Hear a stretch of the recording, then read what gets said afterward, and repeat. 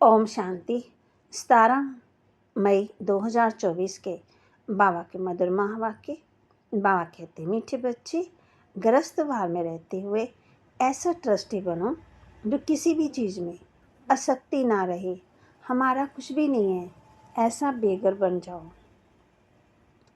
ग्रस्त भाव में रहते ऐसा ट्रस्टी बनो जो किसी भी चीज़ में आसक्ति ना रहे। हमारा कुछ भी नहीं है, ऐसा बेघर बन जाओ। प्रश्न, तुम बच्चों के पुरुषार्थ की मंजिल कौन सी है? तुम बच्चों के पुरुषार्थ की मंजिल कौन सी है? उत्तर, आप मरे मर गई दुनिया, यही है तुम्हारी मंजिल। शरीर से ममता टूट जाए, ऐसा बेघर बनो जो कुछ भी याद ना आए। आत्मा अशरीरी बन जाए, बस हमको वापस जाना है। ऐसा पुरुषार्थ करने वाले बेघर टू प्रिंस बनते हैं। तुम बच्चे ही फ़कीर से अमीर, अमीर से फ़कीर बनते हो। जब तुम अमीर हो तो एक भी गरीब नहीं होता है। ओम शांति। बाप बच्चों से पूछते हैं कि आत्मा सुनती है या शरीर सुनता है? आत्मा सुनेगी जरूर शरीर द्वारा। बच्चे लिखते भी ऐसे हैं, फलाने की आत्मा बाप दादा को याद करती है, फलाने की आत्मा आज फलानी जगह जाती है।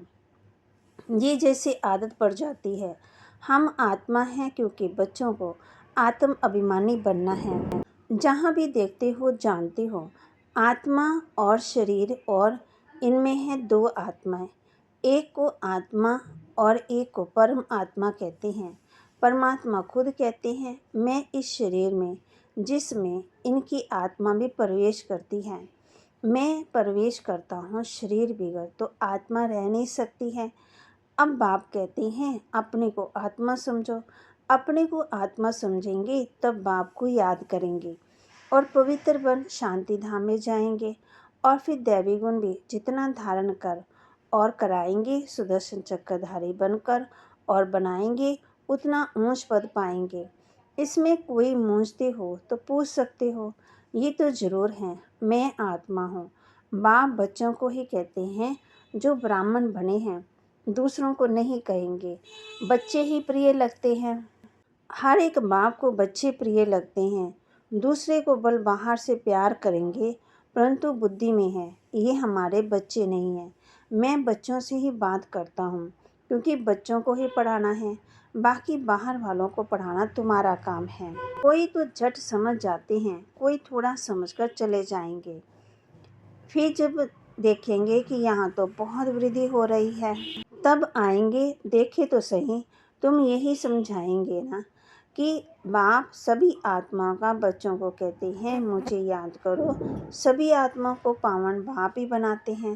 वह कहते हैं, मेरे सिवाय और कोई को याद ना करो, मेरी अव्यमचारी याद रखो तो तुम्हारी आत्मा पावन बन जाएगी। पतित पावन मैं एक ही हूँ, मेरी याद से आत्मा पावन बनेगी। इसलिए कहते हैं, बच्चों माँ में कम याद करो।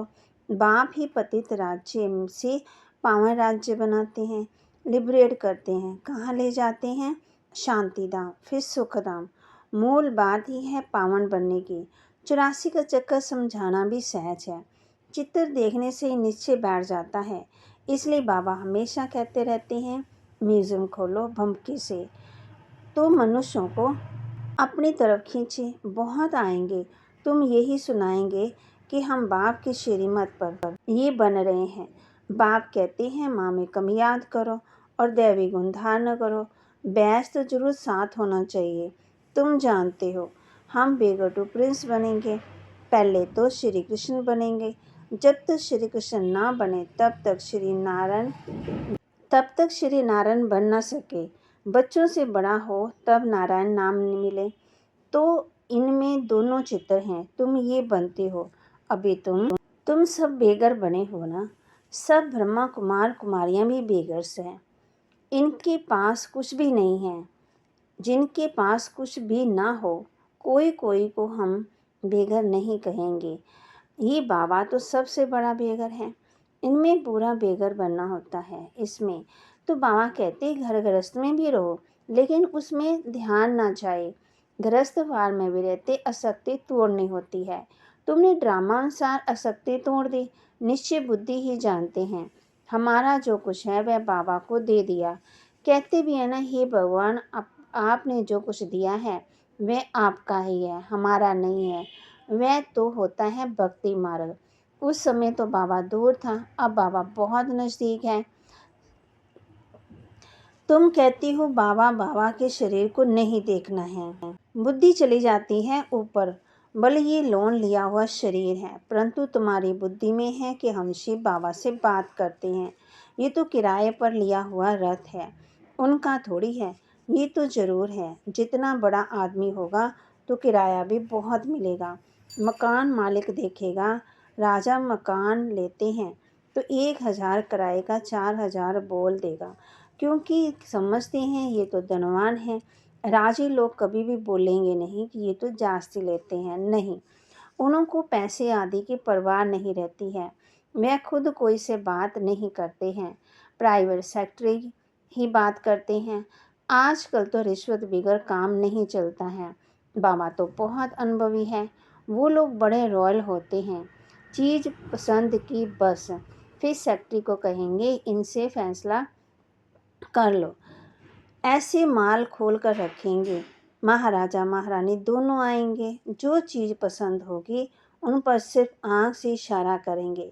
सेक्रेटरी बात कर बीच में अपना हिस्सा निकाल लेते हैं। कोई कोई राजा साथ में पैसा ले आते हैं, सेक्रेटरी को कहेंगे इनको पैसा दे दो। बाबा तो सबसे कनेक्शन में आए हैं, जानते हैं कैसे कैसे उनकी एक्ट चलती है।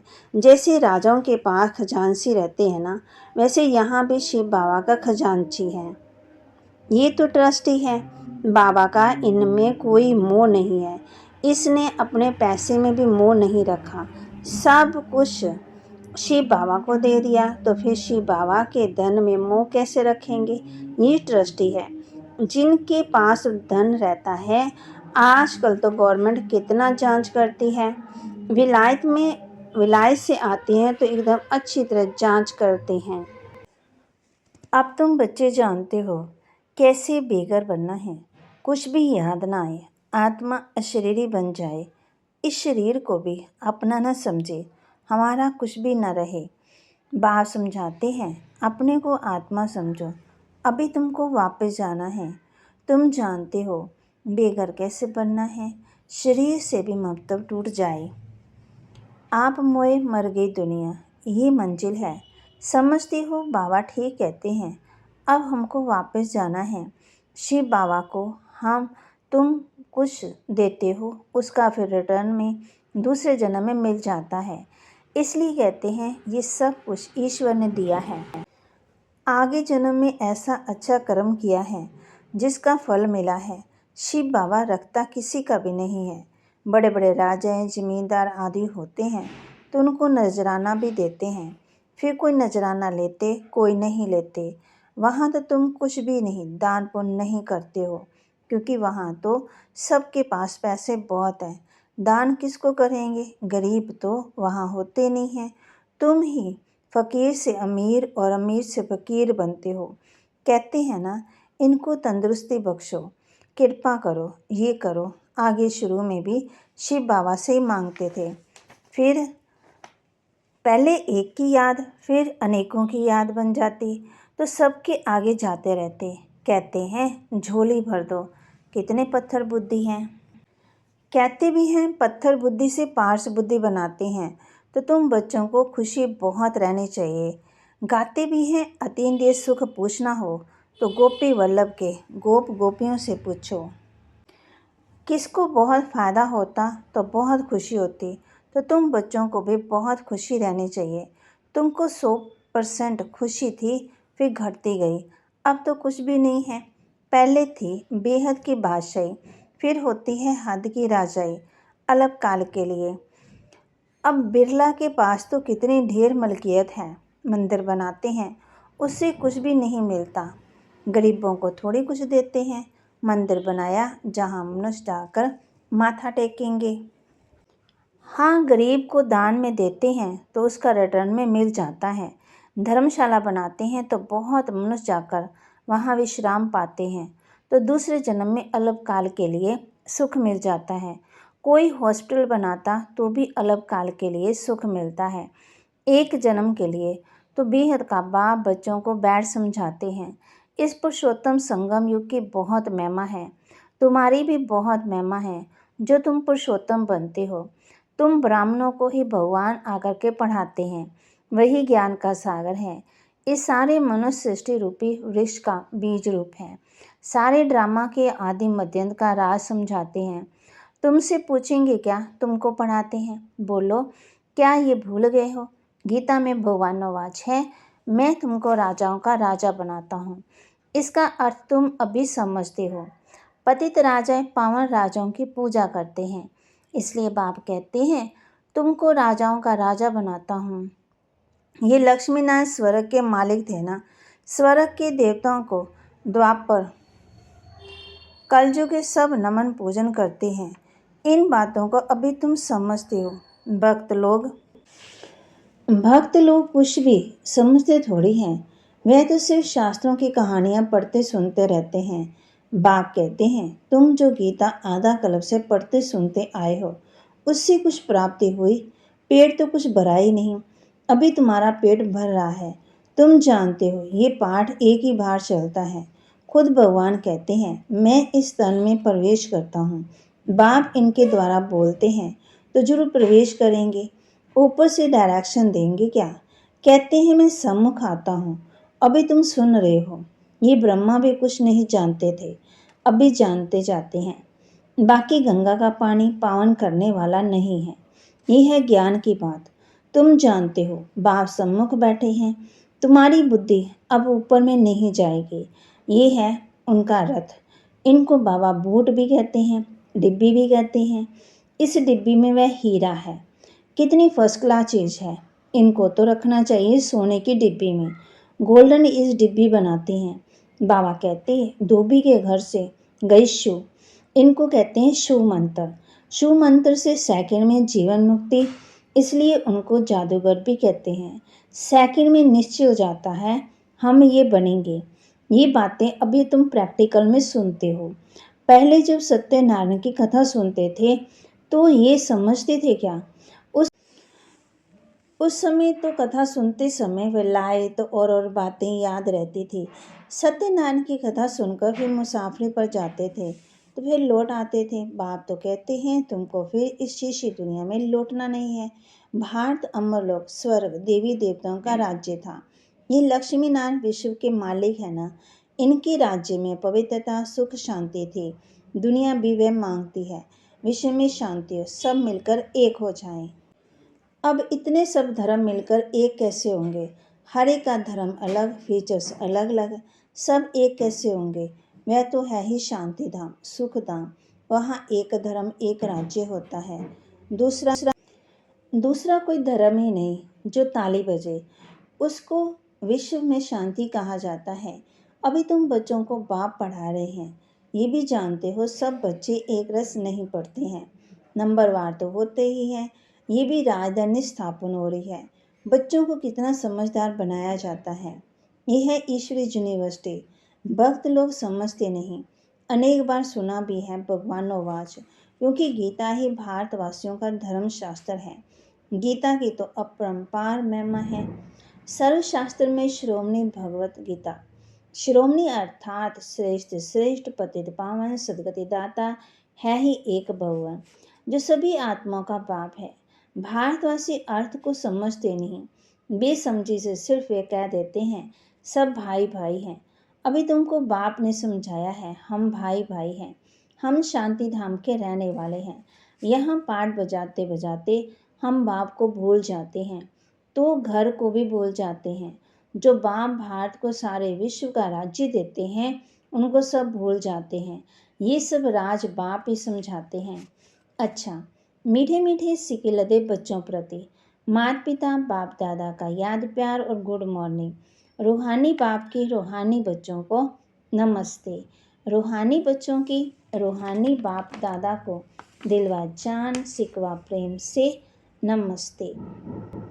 धारणा के लिए मुख्य सार, अतीन्द्रिय सुख का अनुभव करने के लिए स्मृति रहे कि यही पुरुषोत्तम संगम युग है, जबकि हमें भगवान पढ़ाते हैं जिससे हम राजाओं का राजा बनेंगे। अभी ही हमें ड्रामा के आदि मध्य अंत का ज्ञान है। अब वापस घर जाना है, इसलिए शरीर से भी पूरा बेघर बनना है। इसे भूल अपने को अशरीरी आत्मा समझना है। वरदान: सदा संतुष्ट रहें। अपनी दृष्टि, वृत्ति, कृति द्वारा संतुष्टता की अनुभूति कराने वाले संतुष्ट मणि भव। सदा संतुष्ट रहें। अपनी दृष्टि, वृत्ति, कृति द्वारा संतुष्टता की अनुभूति कराने वाले संतुष्ट मणि भव। ब्राह्मण कुल में विशेष आत्मा वो है जो सदा संतुष्टता की विशेषता द्वारा स्वयं भी संतुष्ट रहती है और अपनी दृष्टि, वृत्ति और कृति द्वारा औरों को भी संतुष्टता की अनुभूति कराती है। वही संतुष्ट मनियाँ हैं जो सदा संकल्प, बोल, संगठन के संबंध, संपर्क व कर्म में बाप दादा द्वारा अपने ऊपर संतुष्टता के गोल्डन पुष्पों की वर्षा अनुभव करती है। ऐसी संतुष्ट मनियाँ ही बाप दादा के गले का हार बनती है, राज्याधिकारी बनती है और भक्तों के सिमरन की माला बनती है। स्लोगन: नेगेटिव और वेस्ट को समाप्त कर मेहनत मुक्त बनो।